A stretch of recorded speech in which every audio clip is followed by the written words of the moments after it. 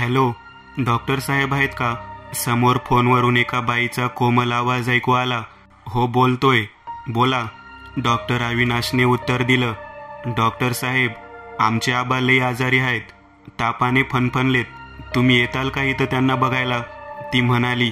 कुठून बोलताय तुम्ही? मी निमगावातून बोलते. आबा शिंदेंची सून.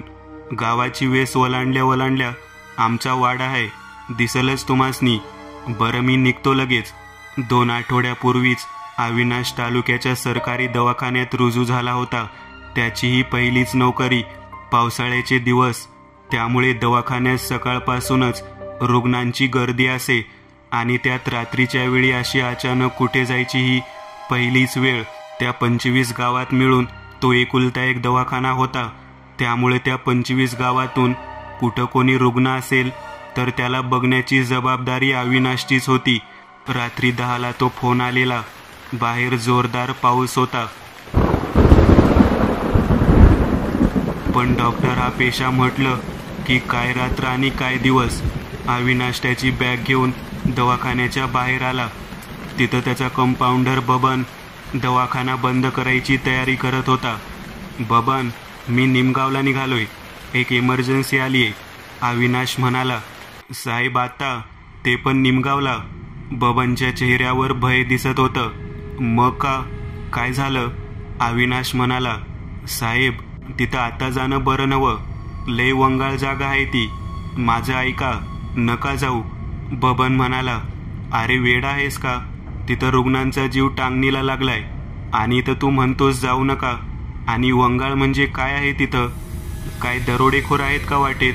अविनाश जरासा रागावत म्हणाला. अहो, लुटालूट तर जाऊ दे, भूतखेताचे बरेच अनुभव आहेत लोकांना. गप बस मूर्खा. किती वर्ष अजून अंधश्रद्धा मानणार तुम्ही लोक?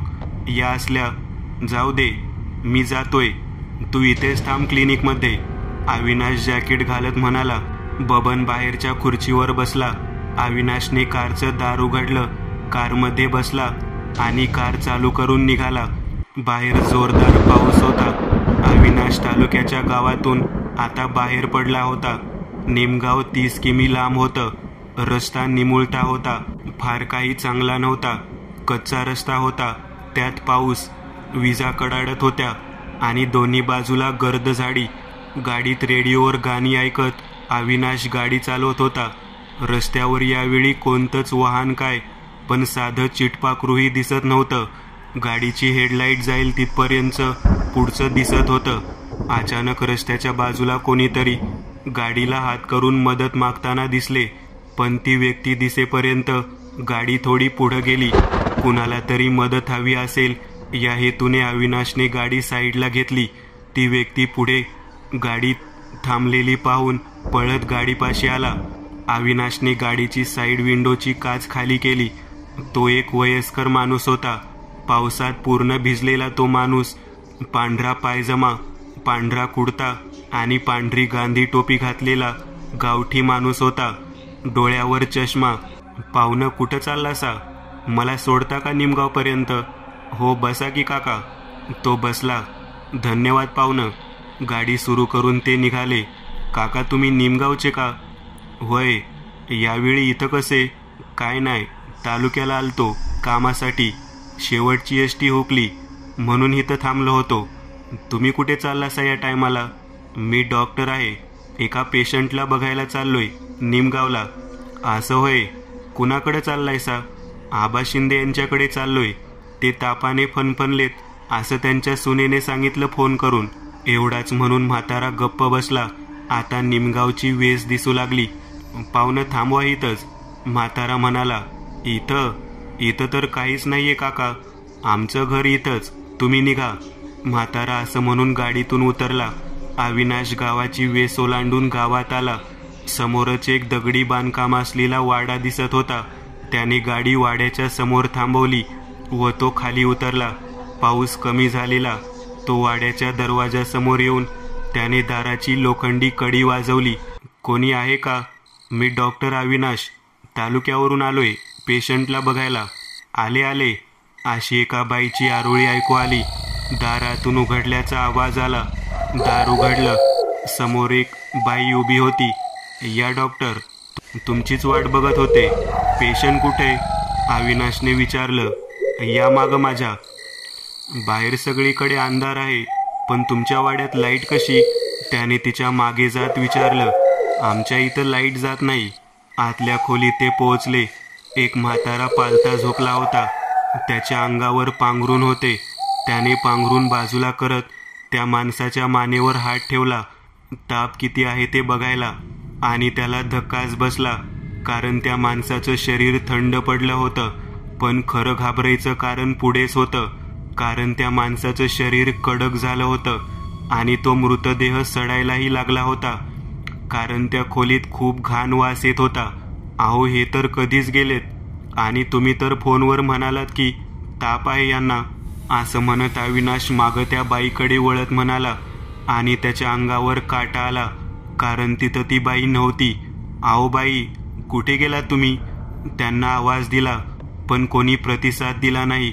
मग त्याने हिमतीने तो मृतदेह पूर्ण ताकदीनिशी आपल्या दिशेला वळवला, आणि त्याच्या डोक्याला मुंग्या आल्या, कारण तो माणूस दुसरा तिसरा कोणी नसून तोच म्हातारा होता, ज्याला अविनाशने लिफ्ट दिली होती. अविनाशला बबनचे शब्द आठवले. त्याचा पुरोगामीपणा फोल ठरला असल्याचा भाव त्याच्या चेहऱ्यावर स्पष्ट दिसू लागला. त्याने बॅग उचलली आणि जीव वाचवत तो वाड्याच्या दरवाजाकडे पळू लागला. पळता पळता तो दरवाजा समोर येतच होता. इतक्यात त्याला वाड्याच्या माझघरात ती बाई खुर्चीवर बसलेली दिसली. ती त्याला थांबायचा इशारा करत होती, पण तो काही केल्या थांबला नाही. पळत पळत तो वाड्याच्या बाहेर आला, गाडीत बसला आणि गाडी स्टार्ट करू लागला. इतक्यात त्याच्या खांद्यावर गाडीच्या मागच्या सीटवरून कोणीतरी हात ठेवला. तो थंड स्पर्श लागताच अविनाश दचकला आणि किंचाळला. तो गाडीतून पटकन बाहेर पडला आणि त्या भर पावसात बॅग घेऊन पळू लागला. पळत पळत तो गावाच्या आत आला, म्हणजे जिथं थोडी वस्ती दिसत होती. पळत पळत तो गावाच्या मध्यभागी आला. तिथं चौकात एक पुतळा होता. त्या पुतळ्याखाली तो येऊन थांबला. मागे कोणी येत नाही ना, हे पाहून तो जरा शांत झाला. त्याची नजर त्या पुतळ्याच्या खाली संगमरवरी फरशीवर कोरलेल्या माहितीकडे गेली, आणि त्याच्या डोक्याला मुंग्या आल्या. त्याला काही कळेना हे काय चाललंय. त्यावर लिहिलं होतं, स्वर्गवासी डॉक्टर अविनाश दाते, जन्म 1981, मृत्यू 2012. त्याने आता पुतळ्यावर नजर मारली. तो पुतळा त्याचाच होता. अविनाशला काही कळेनासं झालं. तो पळत पळत पुन्हा गावाच्या बाहेर आला. तो पळत होता, त्याच्या मागे कोणी येत नव्हतं. 30 किमी पळत पळत तो सकाळी 8ला तालुक्याला आला. पहिला दवाखान्यात येऊन पोहोचला. समोर एक म्हातारा माणूस टेबलवर दवाखान्याच्या बाहेर बसला होता.